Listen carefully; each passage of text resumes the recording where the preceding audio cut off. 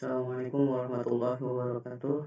Perkenalkan, saya Niko Kristiawan dari kelas 04 TPLN 002. Di sini saya akan mempresentasikan tugas akhir, yaitu studi kasus.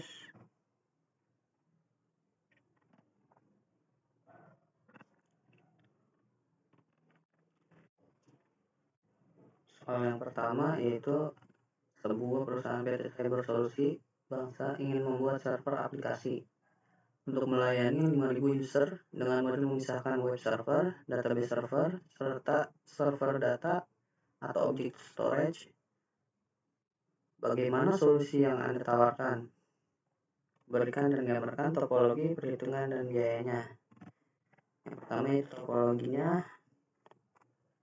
Lapisan web server, kita harus mempersiapkan aplikasi load balance atau ALB untuk mendistribusikan traffic antar web server, meningkatkan skalabilitas dan redundansi. Yang kedua, web servernya, yaitu untuk menjalankan aplikasi web dan melayani permintaan HTTP, HTTPS dari pengguna. Yang ketiga, Content Delivery Network atau CDN, untuk menyimpan konten statis seperti gambar, CSS, JavaScript di server Edge di seluruh dunia untuk diakses latensi rendah. Yang kedua, lapisan database server. Kita bisa menggunakan database server yaitu Aurora Postgre SQL, di mana dia dapat menyimpan data aplikasi dengan replikasi data terkelola untuk memastikan ketersediaan tinggi dan skalabilitas. Yang kedua, Memcached-nya, menyimpan data yang sering diakses untuk mengurangi beban pada database. Yang ketiga, lapisan penyimpanan data atau object storage. Di sini kita bisa memakai Amazon S3,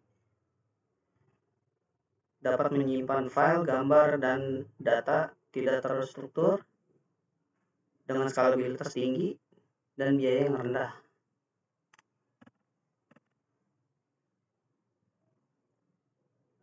Ini untuk perhitungan biayanya. Untuk ALB, web server, CDN, database, Memcached, dan S3. Ini ada skalabilitasnya juga. Ini total dari pengeluaran per bulan dan per tahunnya. Alamat IP dan konfigurasi port pada server. Kita memerlukan layanan HTTP, HTTPS, database. Tadi kita menggunakan Aurora Postgre, SQL, Memcached, dan S3.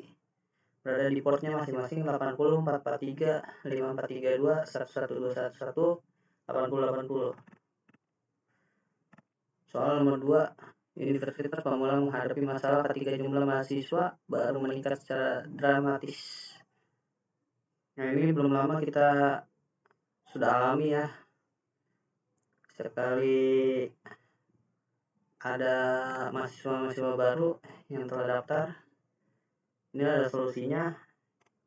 Solusi dari saya itu migrasi infrastruktur TI ke cloud. Contohnya seperti materi perkuliahan, file presentasi, e-book, dan jurnal digital. Penyimpanan data mahasiswa, data akademik, dan data perpustakaan digital. Di sini kita juga bisa gunakan agar mengurangi kapasitas ya. Dari antarmuka seperti e-learning, kita bisa desain menjadi lebih simpel dan sederhana ketika kita sedang bertahap memindahkan data pada layanan cloud. Universitas Pamulang tidak harus memigrasikan semua infrastruktur sekaligus. Mereka dapat mengambil pendekatan bertahap dengan terlebih dahulu memigrasikan aplikasi dan database yang paling penting untuk mengatasi lonjakan mahasiswa baru. Setelah itu, mereka dapat mempertimbangkan untuk memigrasikan infrastruktur tambahan lainnya. Soal nomor 3, bagaimana Anda memahami konsep otomatisasi dan orkestrasi dalam infrastruktur server? Berikan studi kasusnya. Oke. Ini pengertiannya adalah otomatisasi mengacu pada penggunaan alat dan perangkat lunak untuk melakukan tugas-tugas secara berulang, dan otomatis. Orkestrasi mengacu pada koordinasi dan pengelolaan. Di sini ada studi-studinya. Contohnya itu sebuah perusahaan e-commerce mengalami lonjakan traffic yang signifikan selama musim liburan. Hal ini menyebabkan server mereka kelebihan beban dan tidak responsif. Solusi dari saya yaitu perusahaan menerapkan solusi otomatisasi secara otomatis, menskalurkan infrastruktur server berdasarkan permintaan. Ketika traffic meningkat, server baru secara otomatis disediakan dan dikonfigurasi. Ketika traffic menurun, server yang tidak perlu dimatikan secara otomatis. Kalau di ISP namanya undock, yaitu menyiapkan dahulu konfigurasinya. Ketika kita sudah selesai, baru kita bisa pindahkan lagi. Dengan menggunakan otomatisasi, perusahaan dapat memastikan bahwa infrastruktur server mereka dapat menangani lonjakan traffic tanpa downtime. Hal ini membantu mereka menghindari kehilangan pendapatan dan menjaga pelanggan mereka agar tetap puas. Itu yang paling utama. Soal nomor 4, sebuah perusahaan asuransi yang beroperasi di Indonesia membuat infrastruktur server mereka di Turki. Di dalam server mereka berisikan informasi data nasabah warga Indonesia. Bagaimana pandangan Anda terhadap hal berikut berdasarkan regulasi yang berlaku di Indonesia? Menurut saya, berdasarkan regulasi dan risiko yang dijelaskan di atas, saya merekomendasikan agar perusahaan asuransi tersebut tidak menyimpan data nasabah warga Indonesia di server di Turki. Hal ini untuk menghindari potensi pelanggaran regulasi dan risiko keamanan data. Risiko-risiko tersebut namun tidak dapat kita pungkiri ya, karena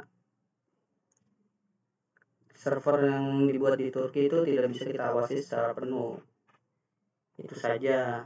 Mungkin kurang lebihnya saya mohon maaf. Wabillahi taufiq wal hidayah. Wassalamualaikum warahmatullahi wabarakatuh.